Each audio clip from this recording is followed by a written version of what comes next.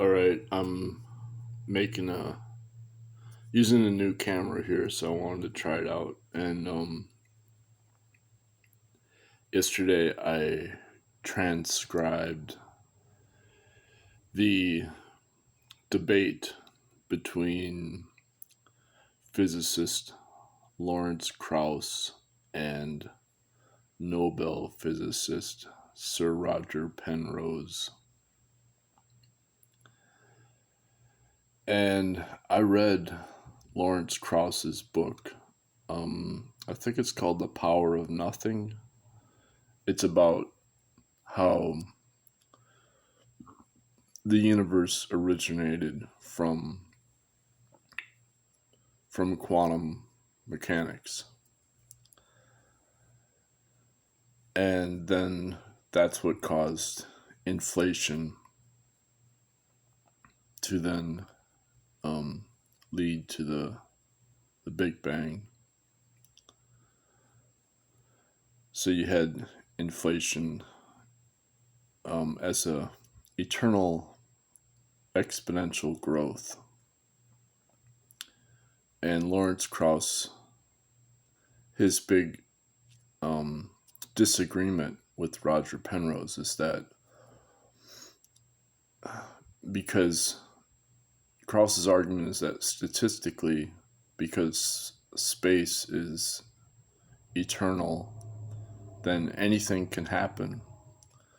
And therefore, all you need is a statistical chance for inflation to happen. And once it happens, you can't stop it, and it's eternal. And Roger Penrose argues that, well,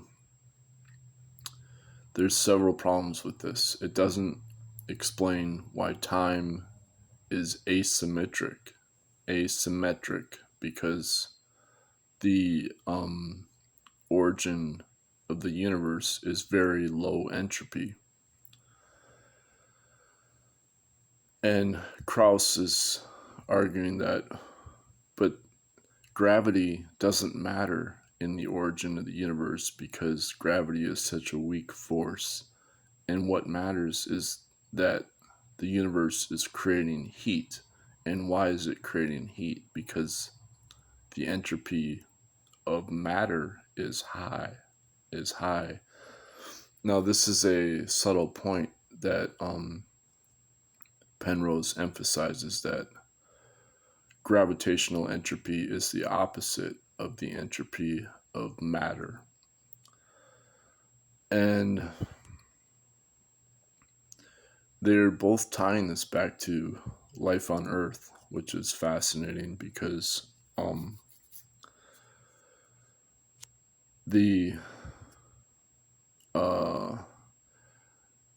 Penrose is saying, well, we don't need quantum gravity. It's not involved in the Big Bang. But he agrees that it would be part of the collapse of black hole singularities.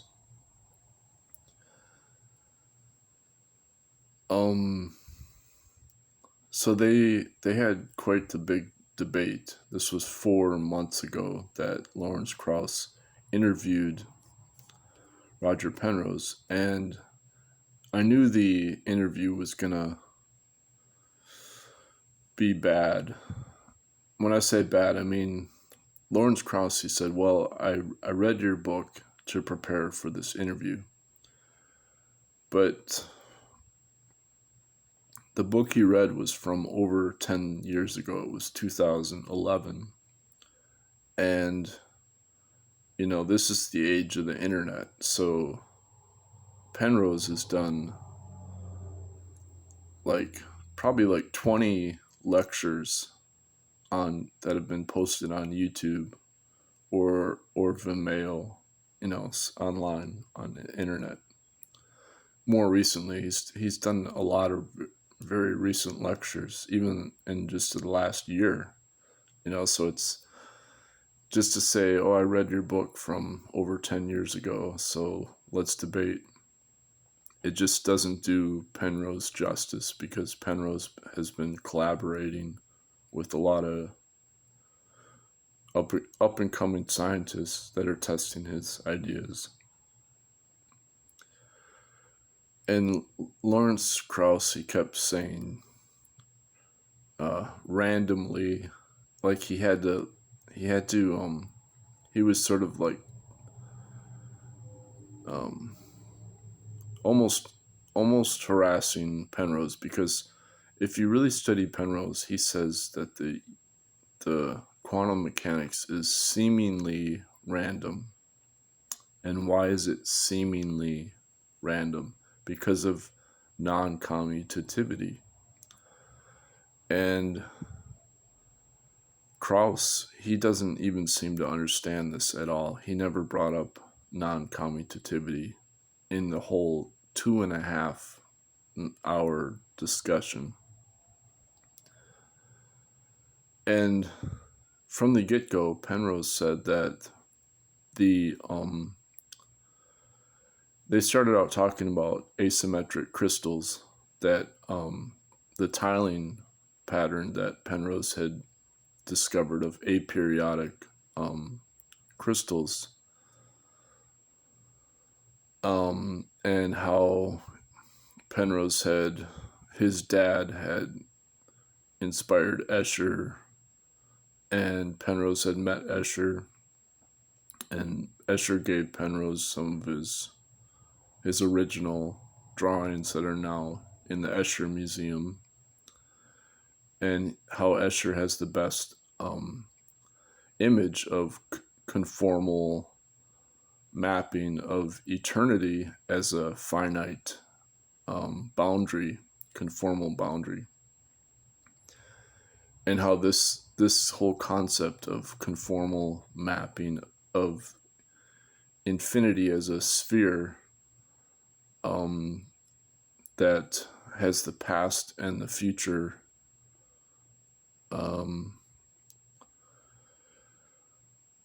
I mean, I can't really explain it, but this was how Penrose proved that general relativity would lead to a singularity as a black hole. And that's why he got the Nobel Prize in 2020, even though he did the research in like 1963 or something, when he was a graduate student. And his whole clue was to use Riemannian spheres from Riemannian spheres. I don't know if that's how you say it, but he used the two spinner from Dirac using Riemannian spheres. So they're like block spheres, I guess. Anyway. But then Penrose makes the big point that he said that he realized when he, who was it? It was the Harvard cosmologist, Paul,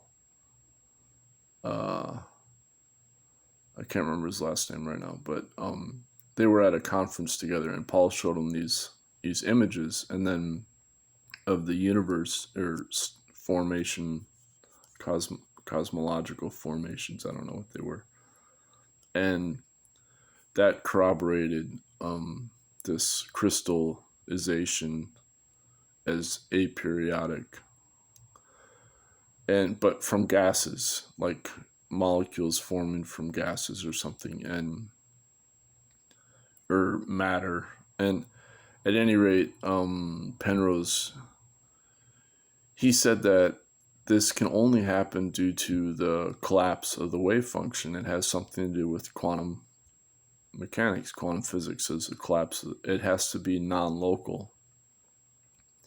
And so Krauss immediately started saying, randomly, it's got to be random this, random that, because he knows that, see, Krauss is he's an outspoken atheist promoting Richard Dawkins, that kind of stuff, the neo-Darwinian materialistic, that, randomness. And he had to make a comparison to Dawkins, to Darwinian evolution, that it doesn't explain the origin of reality, but it explains, why life evolves, and that in terms of the universe, we don't have to explain what happens at time zero, but we just have to explain why the universe evolves, And he's like, but I know, Penrose, you're interested in what happens at time zero. And so the point being that it was Lawrence Krauss was trying to rake Penrose over the coals, but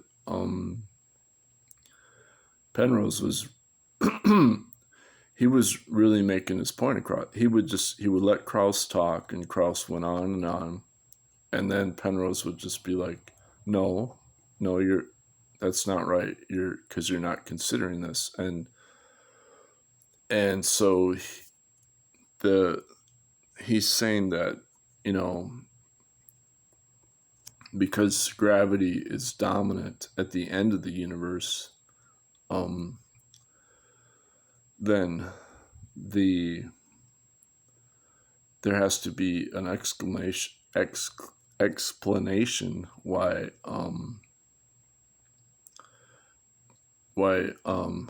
time is asymmetric, and there's very low entropy of gravity at the beginning of the universe. And he said that the big problem is everybody ignores this, like literally everybody except for him. And again, because Lawrence Krauss refuses to consider Penrose's analysis of what causes the collapse of the wave function from proto-consciousness. And Penrose never used the word proto-consciousness throughout the whole 2.5 hours. So I thought he was being very nice to Lawrence Krauss, because he knows that any mention of proto-consciousness would have probably made Lawrence Krauss have a big hissy fit. So the other thing was Penrose was saying, well, it's very anthropocentric view of reality that we have to have this externally expanding entropy of that anything can happen. And and now when you think about it, there are two arguments. Penrose is saying that when you have the collapse of the wave function, it's gravity that causes the collapse of the wave function. And that's what human consciousness is, that our thinking and our perceptions are from the collapse of the wave function by gravity. But what is gravity? It's the inverse square law. And the inverse square law by Newton was derived from Archytas originally, from the so-called Pythagorean logarithmic squaring. And then you have Krauss arguing that inflation is this eternal exponential growth. Now, why is that anthropocentric? Because we have the same argument in economics on Earth, that we can have external exponential growth of technology as the evolution of technology, and to drive economic efficiency, and therefore we have to colonize the universe and everything. And the whole argument ignores noncommutativity. And Penrose's big point is like the foundation of reality is noncommutativity. And there were even a couple people in the comments section that said, Penrose is the avatar of Plato and blah, blah, blah. And I said, no, he's not, because he now realizes the foundation of reality is non-commutativity. And Plato was just promoting commutative geometry. And you got to study Penrose's latest research, And somebody responded, but, complex numbers are commutative geometry. And I said, no, they're not. Here's math professor Louis Kauffman. If you realize the foundation of reality is from quantum physics, then, he points out that the square root of -1 is a non-commutative quantum algebra process of fundamental time, or that's what Penrose calls it, fundamental time as protoconsciousness. So Krauss wasn't even engaging with the foundation of Penrose's argument. Like he couldn't even conceptually grasp it because he's so stuck in the symmetric random mathematics of standard science. And so it was kind of, and Penrose was just sitting there taking it like a man, and otherwise it was enjoyable. I mean, I liked how Penrose say he built a trap door down to his office from into like it was a former garage, but he sawed a hole through the asbestos wall through the ceiling to make a trap door so he could like escape his house whenever he wanted to and go down into his study. I thought that was hilarious. Like, I can totally relate to that one.